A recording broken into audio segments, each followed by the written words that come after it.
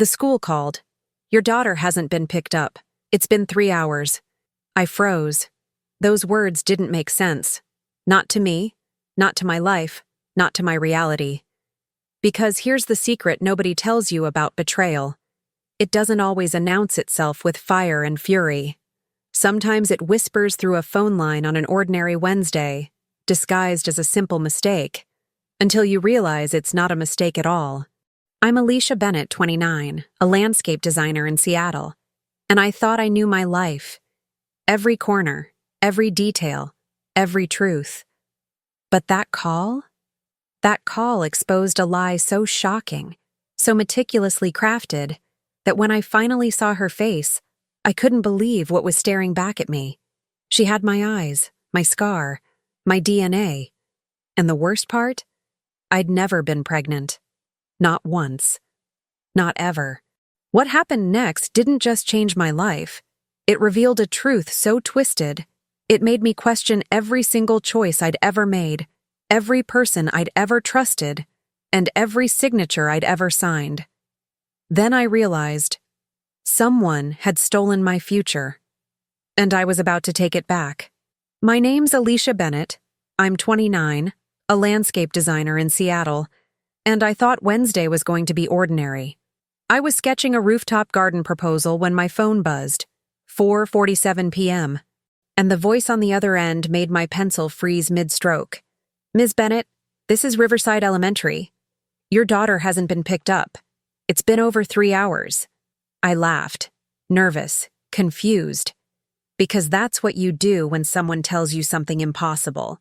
You've got the wrong number, I said, my throat tightening. But the woman didn't hesitate. She's been asking for you by name, Sarah. She's crying. I couldn't believe what I was hearing. My hands went cold, and I could feel my heartbeat pounding in my ears like a drum I couldn't silence. I don't have a daughter, I said, louder this time, like volume could make it true.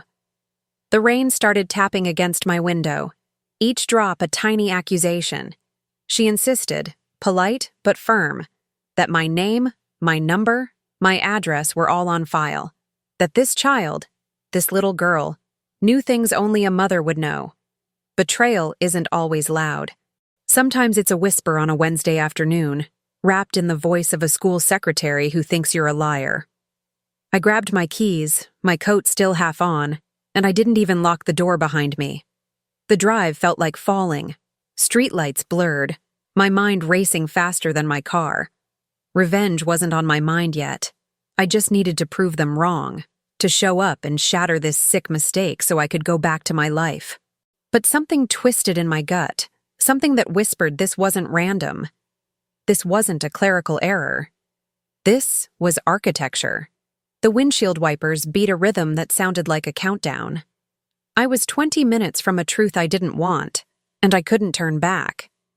When I walked into that school office, the fluorescent lights were too bright, buzzing like flies.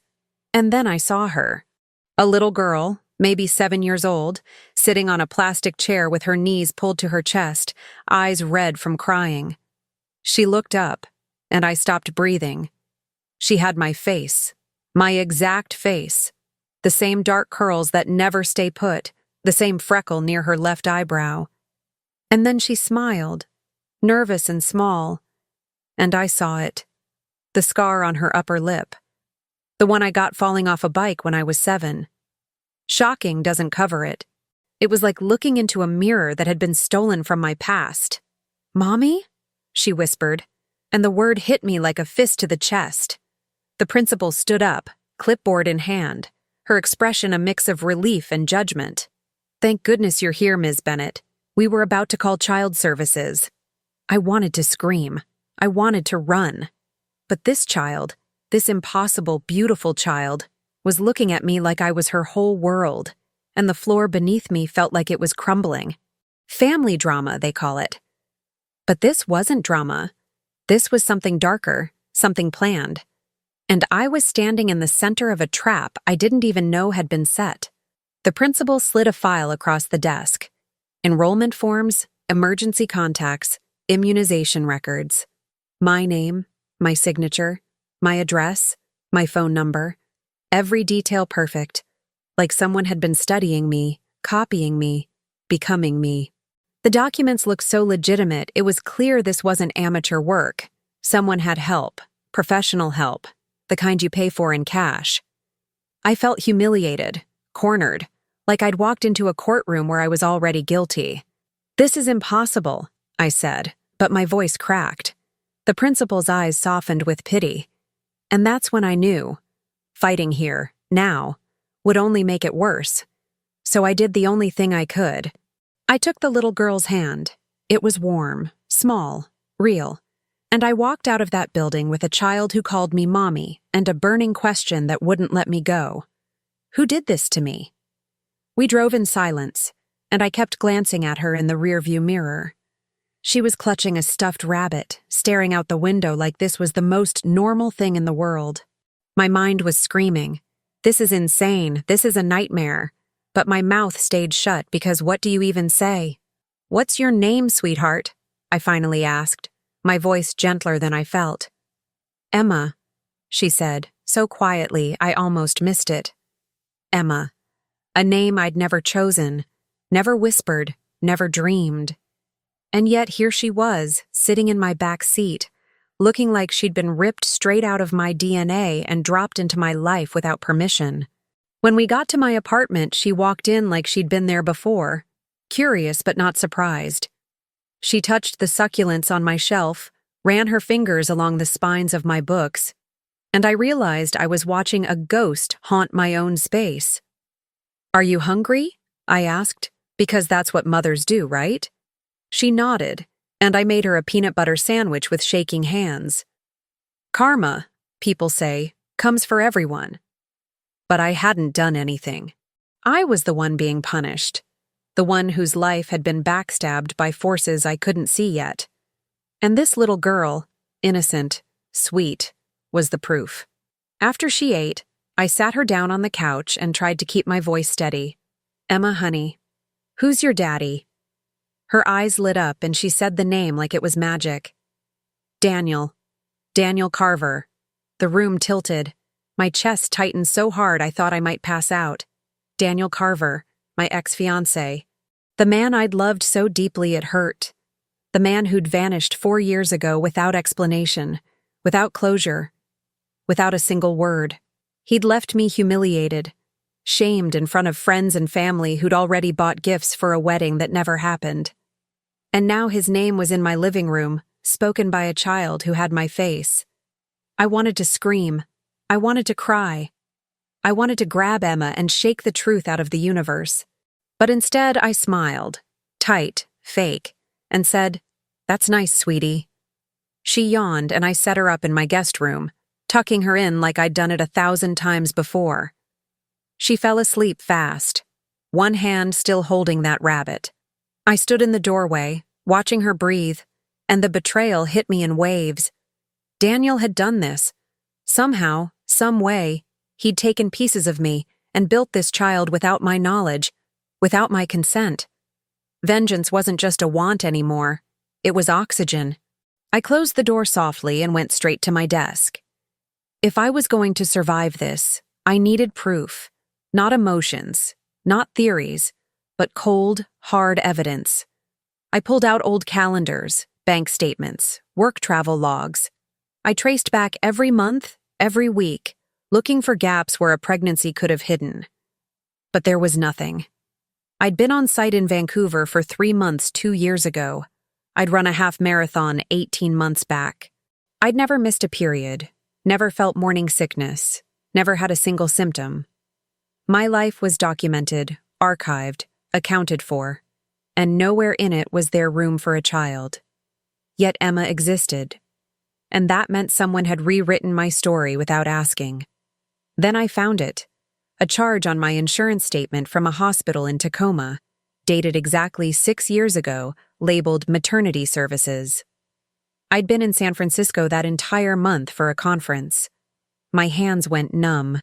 Someone had used my identity, my insurance, my name to cover a birth I never experienced. The truth was uglier than I thought, and it was just beginning to claw its way to the surface. Reclaiming my life wasn't going to be simple, but I wasn't backing down. Not now. Not ever. I couldn't sleep. Every time I closed my eyes, I saw Daniel's face. The way he used to smile at me like I was his whole world, and then the way he disappeared like I was nothing. I needed answers, and I needed them fast, but I also needed to be smart. So I did something I never thought I'd do. I waited until Emma was asleep, tiptoed into the guest room, and gently swabbed the inside of her cheek with a cotton swab. My heart was hammering so loud I thought it might wake her. She stirred, mumbled something soft, and I froze, barely breathing, until she settled back into her dreams. Lied to, cheated, manipulated. Those words cycled through my brain like a curse I couldn't break. I sent the sample to an expedited private lab with priority processing, and the wait was torture. 2 days. 48 hours of pretending to be a mother while my mind tore itself apart. I made her breakfast, brushed her hair, watched cartoons I didn't understand. She laughed. A pure, ringing sound. And every time she did, I felt the ground crack a little more beneath me. Because what if the test came back and she wasn't mine? What if this was all some elaborate, twisted scam? And worse, what if she was mine? Both answers terrified me. Both felt like betrayal in different languages. The email came on a Friday morning. Subject line, DNA results, confidential. My finger hovered over it for what felt like an hour. I was sitting at my kitchen table, coffee gone cold, Emma humming in the other room while coloring. I opened it. The words blurred, then sharpened. Probability of maternity, 99.97%. I read it again. And again. She was mine. Biologically, genetically, undeniably mine. My daughter. A child I'd never carried, never birthed, never held as a newborn. The truth hit me like a freight train made of ice. I was a mother, and I'd been robbed of every single moment that should have been mine. Rage settled into my bones, cold and surgical. This wasn't just infidelity or a lie. This was theft. Someone, Daniel, had reached into my body, my future, my choices, and stolen them. I thought about the fertility clinic I'd visited years ago, back when Daniel and I were still planning a life together. I'd done a consultation, signed consent forms for future egg preservation. Standard procedure, they'd said. Later. That word haunted me now. He must have used those signed documents, bribed someone at the clinic, forged additional authorizations to extract and freeze my eggs without my knowledge. A surrogate carried her, and he'd planned this for years, waiting, watching, preparing to spring this trap. Dignity? I'd lost it the second Emma called me mommy. But I was going to get it back. I printed the DNA report, slid it into a folder, and called a number I'd found online. A private investigator named Marcus Lowe who specialized in family cases. I need someone found, I said, my voice flat, controlled. And I need everything on him. Where he is, what he's doing, who he's with. Marcus didn't ask questions. He just said, "Send me what you have." I did. Within 36 hours, Marcus called back. Found him. He's in a rental property in Bellingham. Keeps a low profile. No job on record. Someone's funding him. My hands clenched. Payback was coming. Not loud, not messy, but absolute. I drove north alone, leaving Emma with a trusted neighbor I'd somehow convinced I was her legal guardian. The lie tasted bitter, but it was necessary. I wasn't bringing my daughter into this confrontation. She deserved better than that. The address Marcus gave me was a small house on a quiet street, paint peeling, lawn overgrown. I knocked. The door opened, and there he was. Daniel Carver. Older, thinner, but still him. His eyes went wide. "Sarah," he breathed. And I saw it. Guilt, fear, calculation. He was already planning his next lie. But I was done being the girl who believed him. "We need to talk," I said, stepping inside before he could shut the door. The house smelled stale, like someone who'd been hiding too long. He ran a hand through his hair, the same nervous gesture I used to find charming, and now it just looked pathetic. "I can explain," he started, but I cut him off. "You're going to. But first, you're going to tell me why there's a little girl with my face calling me mommy, and why your name is on her birth records as her father." His face went pale. Good. I wanted him scared. I wanted him to feel a fraction of the shock I'd felt when Emma looked up at me with my own scar on her lip. He sat down, and I stayed standing. An old power move. But it worked. "I loved you," he said, voice cracking, and I almost laughed. "You loved me? Is that what you call stealing my genetic material and creating a child without my consent?" He flinched. Then, slowly, he started talking. He admitted everything. The fertility clinic. The preservation consent forms I'd signed. He'd paid someone inside to extract my eggs during what I thought was just a routine follow-up appointment, then forged additional documents and hired a surrogate. "I wanted us to have a family," he said, like that justified anything. "You kept saying you weren't ready, but I knew you'd come around. I knew once you saw her." I felt humiliated all over again, but this time it was different. This time I had the DNA report in my bag. This time I had control. "You created a human being to manipulate me," I said, my voice low and deadly. "You enrolled her in school under my name, used my identity, made me look like a neglectful mother to force me into a corner. That's not love, Daniel. That's psychopathic." He tried to stand, tried to reach for me, and I stepped back so fast I almost tripped. "Don't," I hissed. "Don't you dare touch me." The betrayal was suffocating, but I wasn't drowning anymore. I was sharpening my knives. He started spinning a new story then. That I was unstable, that I'd always been cold, that he did this because he wanted to give Emma the mother she deserved. The gaslighting was so blatant it was almost funny. "You think anyone's going to believe that?" I asked. "You think a judge is going to hear that you stole someone's eggs, hired a surrogate in secret, and enrolled a child in school using forged documents, and think I'm the problem?" His jaw tightened. He knew he was cornered. And that's when I saw it, fear turning to anger, the last resort of a man who'd lost control. But I didn't give him a chance to escalate. "Here's what's going to happen," I said, pulling out my phone. "I've already spoken to a lawyer, a very good one. You're going to surrender all parental rights to Emma, effective immediately. You're going to stay away from her, from me, from our lives. And if you fight me, I will bury you. Not with drama, not with screaming. With documents, testimonies, forensic evidence, and a lawsuit that'll make sure you never see daylight again." I could see him weighing his options, trying to find a way out. But there wasn't one. Justice doesn't always come with handcuffs. Sometimes it comes with a pen and paper. "You can't do this," he said, but his voice had no strength left. "I already have," I replied. "Marcus Lowe, the PI I hired, has every transaction you made. Payments to the surrogate, fake IDs, forged signatures. I have the fertility clinic's records showing unauthorized use of my biological material. I have the school's enrollment forms with your handwriting analysis. And I have a family court judge who's very interested in cases involving parental fraud." I watched him crumble, piece by piece. Revenge doesn't have to be loud. Sometimes the quietest victories are the most devastating. And I was just getting started. The lawyer I hired, Rebecca Ortiz, was a shark in a blazer, the kind of woman who made opposing counsel sweat just by walking into a room. She laid it out clean. "We file for emergency custody, submit the DNA evidence, present the fraud documentation, and give Daniel one chance to walk away quietly.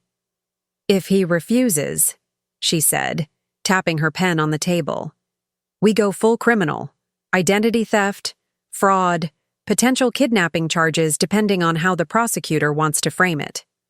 I nodded. I wasn't interested in revenge for revenge's sake anymore.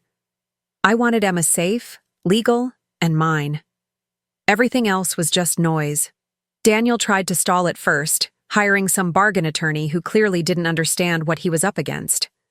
But Rebecca was relentless. Over the following weeks, she filed motion after motion, each one tightening the noose. Multiple hearings came and went. each one building an ironclad case. Finally, the main court date arrived, and I sat in that sterile room with my folder of evidence, my DNA report, my bank statements, and my righteous fury held on a very tight leash. Emma wasn't there, thank God, but I could feel her presence in every word I spoke. This wasn't just about me anymore. This was about a little girl who deserved a mother who chose her, not one who was tricked into it. And I was choosing her now, fully, fiercely. The judge, a woman in her 50s with sharp eyes and zero patience for nonsense, reviewed everything. She asked Daniel direct questions, and he fumbled every single one. Did you obtain Ms. Bennett's biological material without her explicit, ongoing consent? He hesitated. That hesitation was damning. Rebecca pounced. Within 20 minutes, it was over. The judge ruled in my favor. Full legal and physical custody. Daniel's parental rights terminated. His name removed from all future documents. Karma had finally caught up, and it was wearing a black robe. Daniel signed the papers right there, his hand shaking, his lawyer whispering that it was his only option to avoid criminal prosecution. I didn't gloat. I didn't smile. I just watched him become a ghost in Emma's life, the way he'd once made himself a ghost in mine. The difference was, this time I controlled the narrative. The birth certificate was amended. Emma's last name became Bennett, no father listed. She was mine, legally, permanently, and no one could ever take that away again. Self-worth isn't something someone gives you, it's something you reclaim, line by line, signature by signature. Walking out of that courthouse felt like stepping into a new life. The sky was impossibly blue, the kind of blue that only exists after a storm. Rebecca shook my hand, told me I'd done everything right, and handed me a folder with every court order, every sealed document, every piece of proof that this chapter was closed. He tries to contact you. You call me immediately, she said.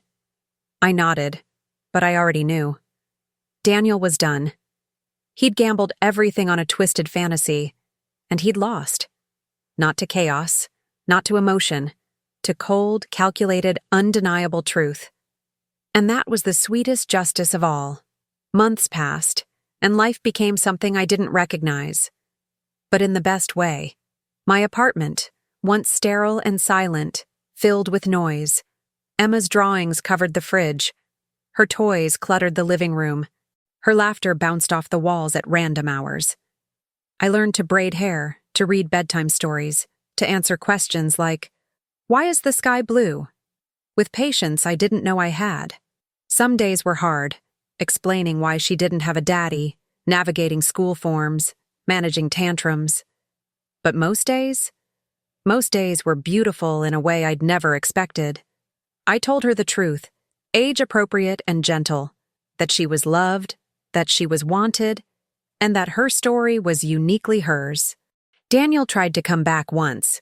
6 months after the court ruling, he sent an email. Subject line, please. I didn't open it. I forwarded it to Rebecca, who sent him a cease and desist so sharp it could have drawn blood. He tried again a month later, this time showing up at Emma's school during pickup. The principal called me immediately, and I called the police. They escorted him off the property and reminded him that violating a custody order came with criminal consequences. He didn't try a third time. Some people only understand boundaries when they're enforced with steel. I didn't feel guilty. I felt powerful. Emma asked about him sometimes. Where's my first daddy? She'd say, innocent and curious. I never lied. He made some bad choices, sweetheart, and now it's just you and me. And that's exactly how it should be. She'd nod, satisfied, and move on to the next question. Kids are resilient that way. They don't need perfect stories. They need honest ones. And I was giving her that. A life built on truth, not the house of cards Daniel had tried to construct. Betrayal had brought us together, but love was what kept us here. I thought about forgiveness sometimes, late at night when Emma was asleep and the apartment was quiet again. Could I ever forgive Daniel for what he did? Maybe. Someday. But forgiveness didn't mean letting him back in. It didn't mean erasing what he'd done or pretending it was okay. It meant letting go of the anger that was taking up space I needed for better things. For Emma's soccer games, for lazy Sunday mornings, for the life I was actively building instead of the one that had been stolen from me. Dignity isn't about being untouchable. It's about choosing what you carry and what you leave behind. I also thought about the women who might be going through something similar. Women whose lives had been invaded, whose choices had been stolen, whose identities had been weaponized. I started writing my story down, not for fame or sympathy, but because silence protects predators. I wanted other women to know they weren't crazy, weren't alone, and weren't powerless. Family betrayal is one of the deepest cuts because it comes from people who are supposed to protect you. But surviving it? That's power. That's reclaiming every piece of yourself they tried to take. And I was living proof. One evening, Emma and I were making cookies, chocolate chip, her favorite, and she looked up at me with flour on her nose and said, "Mommy, I'm glad it's just us." My throat tightened. "Me too, baby," I said, and I meant it. This wasn't the life I'd planned. It wasn't the story I would have written for myself, but it was ours, messy and imperfect and real. And for the first time in years, I felt like I was exactly where I was supposed to be. Not because someone tricked me into it, but because I chose it. Every single day. The revenge I'd wanted at the beginning? It happened. But not the way I thought it would. It wasn't about destroying Daniel, though his life did fall apart after losing custody, his reputation shredded, his support system gone. The real revenge was this. I was happy. Emma was thriving. And the life he'd tried to architect without my permission had become mine on my terms. He was a footnote, a cautionary tale, a ghost.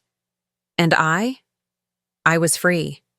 Free to build a future that couldn't be stolen, because I was the one holding the blueprint. And that, in the end, was justice in its purest form. So here's my question for you.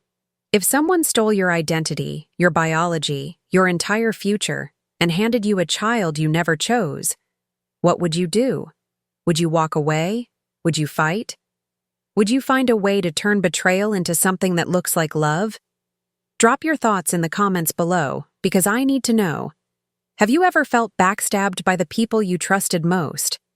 Have you ever had to reclaim your dignity piece by piece, knowing the whole world was watching? Share your story. Tell me what justice looks like to you, because revenge isn't always loud, and sometimes the quietest victories are the ones that change everything.